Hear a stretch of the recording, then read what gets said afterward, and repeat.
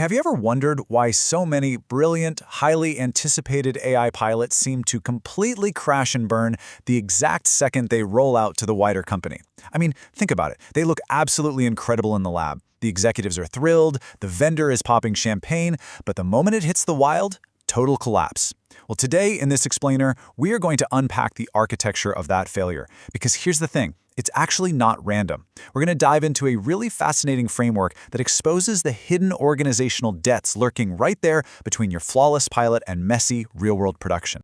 Right out of the gate, there is a hard truth we just need to accept. The pilot is not the proof, production is the test. Period. A successful demo only really proves that a capability is possible, right? It proves the math works, but taking that AI and dropping it into real-world production, that is the ultimate test of your organization's actual reality. If you're only asking whether the pilot worked, you're honestly asking the wrong question. What you really need to be asking is what made that pilot work in the first place. So here is our roadmap for today's explainer.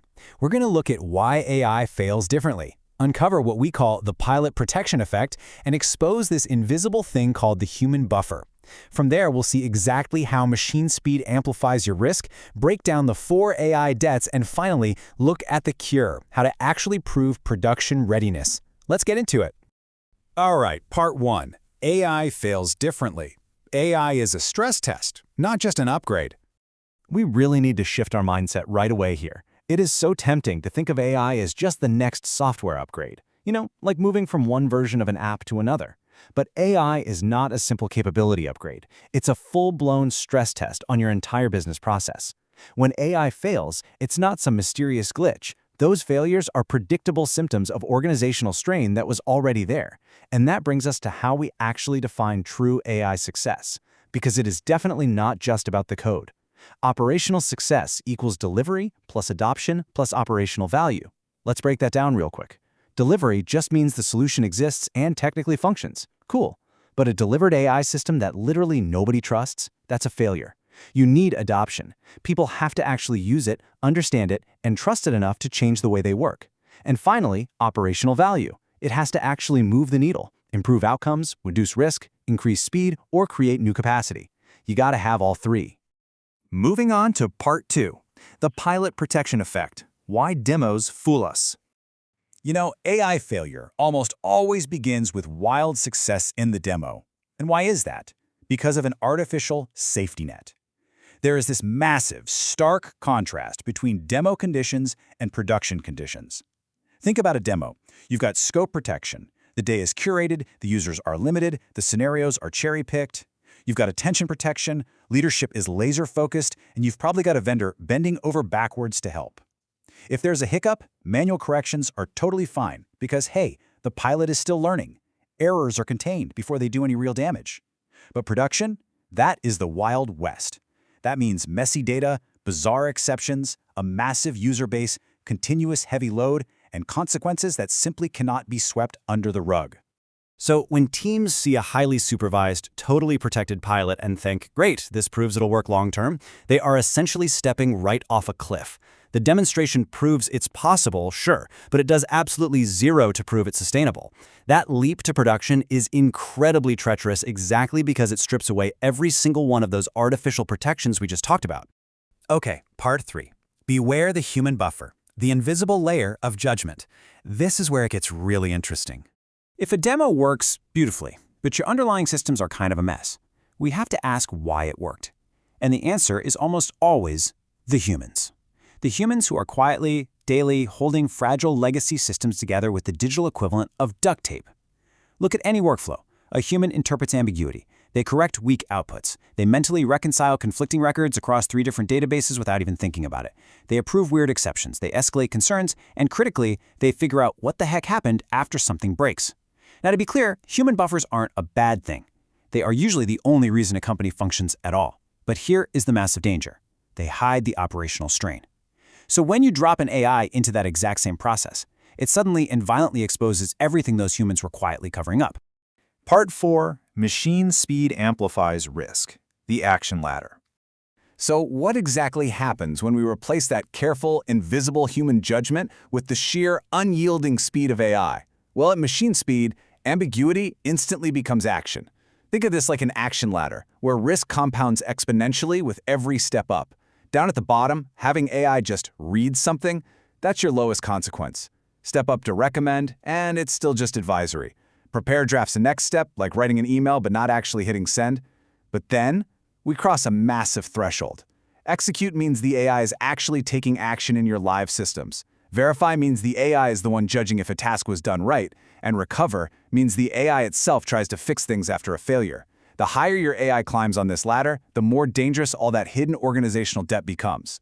Reading and summarizing, that's one risk profile. Executing and verifying on its own, completely different universe of risk.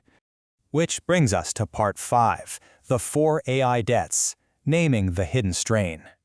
It is time to pull back the curtain and name the exact debts hidden beneath that human buffer.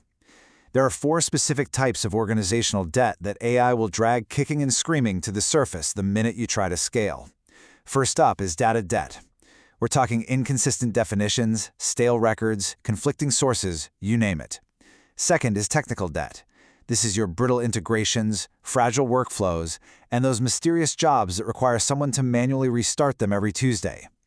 Third, security debt.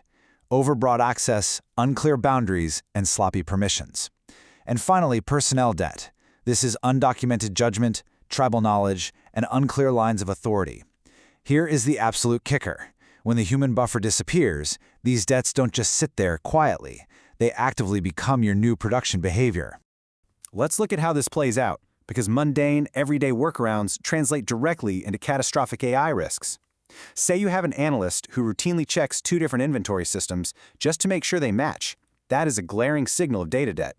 The risk? An AI won't double-check, it'll just act on the wrong source at lightning speed. Or maybe an engineer constantly restarts a failed job manually. That's technical debt. Hand that to an AI, and it might trigger repeated failed actions in an endless rapid-fire loop. A supervisor signing off on an unusual edge case relies on personnel debt. The AI, it'll just process that rare exception as a standard rule. And using an admin account just to make an automation run smoother, huge security debt. The AI now has the keys to act way, way beyond its intended scope. Finally, part 6, proving production readiness. The cure. Okay, so we've diagnosed the illness. How on earth do organizations actually cure this and achieve real readiness? Well, you have to start by drawing a hard line between a failing model and a failing organization. Model failure means the AI itself is generating inaccurate, biased, or hallucinated output. That is fundamentally a math and data problem.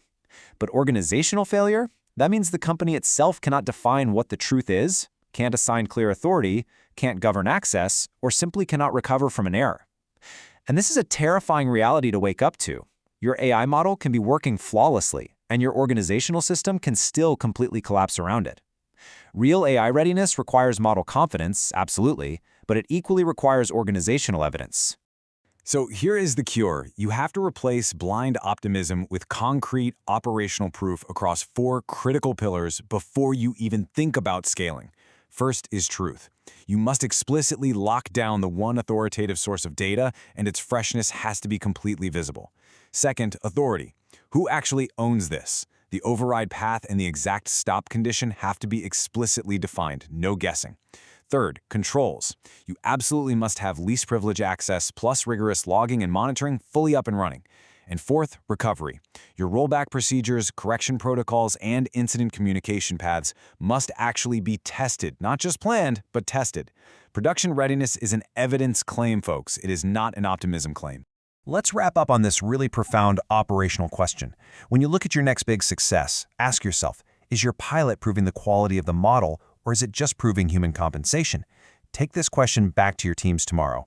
Look right beneath the shiny demo. Find exactly where your people are quietly holding the system together. You need to make your judgment, your authority, your truth, your security, and your recovery completely explicit.